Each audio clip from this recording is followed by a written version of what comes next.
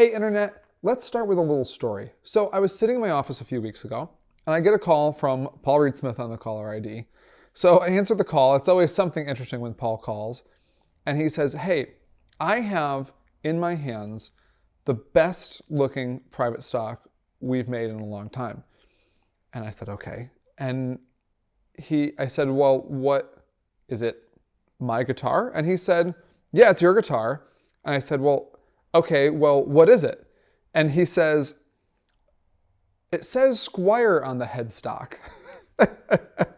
Which I hear Paul Miles, the private stock director, cracking up in the background because we're on speakerphone. So he says, no, seriously, I have one of the best looking guitars we've ever built in my hands. He also ended up talking to Reverb, who of course wanted to feature it as a special guitar. In Paul Reed Smith's words, this guitar embodies what private stock should be. It's a unique, one-of-a-kind guitar. He reminded me again in text today when I asked him what we should name it. It is one of a kind. They're not going to build this guitar again.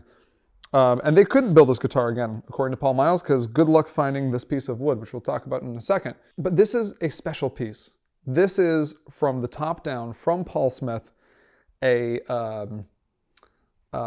the lifeblood of what private stock should be, this instrument. So let's get into the specs. When we built this guitar, Tom and I, Tom's behind the camera, were at the private stock factory. This is pre-COVID when we could do these types of things. And I was looking for a specific top that's really tough to find. So let's say you have 10 trees. 9 of those trees are going to be flame maple.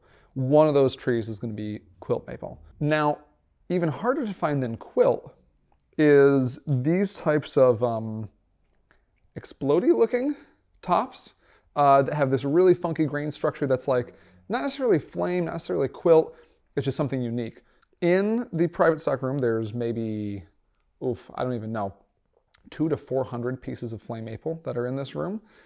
And I dug through, well, me and Paul Miles dug through literally all of them to try and find a top like this. Generally, every time I go, I look through all of them to look for tops like this, and we might get, if we're lucky, we get 2 and one's kind of crappy and one's cool. A lot of times we don't get any. That's how tough it is to get a top that looks like this. So once we had the top, we noticed that it had a funky kind of spot in the center, but the rest of the top was super cool. So what better to do than cover it in 24 karat gold foil that's variegated. And then as the top carved, there were some different pieces and parts in it that really needed to get like filled somehow. So Paul Miles and his private stock team used that variegated 24 karat gold. Variegated, by the way, is this color that's in here. You hit it with a torch and it makes this cool color change that happens. So this variegated gold foil started to fill in these different spots and created this amazing, incredible top. You'll also notice a little trick that private stock did, because they're so amazing with finish, is that they actually used a little bit of burst around the edges of this foil. So it looks incredibly deep in 3D. It's really, really phenomenal. From there, also on the headstock, we had it match, and it's actually a book matched headstock. This isn't something you see very often on the veneer, but the headstock and the truss rod cover are both book matched perfectly. So they match the top a little bit better with this incredible book match, because that's where really the coolness of this top is. You don't really want a one-piece top if you do this, because you can't. So this is a 2-piece top, boom, headstock to match, boom. That was done intentionally. Also, really cool intentional part of this guitar is these inlays. So you'll see that they're blue, which there's not a ton of other blue on the guitar. Why does that make sense? Because I knew that when we were using this variegated gold leaf, it would have a lot of blues and greens in it. So this is slate blue stained flame maple that's in the inlay, along with a green ripple abalone outline. All of that is used to pull your eye the color out of this variegated 24 karat gold leaf. Brazilian rosewood fretboard, of course. Insane piece of wood, of course. Electronics, these are the 5815 Plus.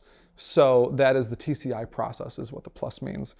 Low turn pickups. This guitar sounds stunning. It's not just looks, it sounds freaking incredible. And also, to top it off, We have our custom-ish guitars private stock Floral case. I picked out this really weird blue floral to wrap these cases in. We've built them with some of our Zero Cody private stocks, with this private stock, a few of those cases in a run, but they're exclusive to our store. I actually picked them fabric out myself.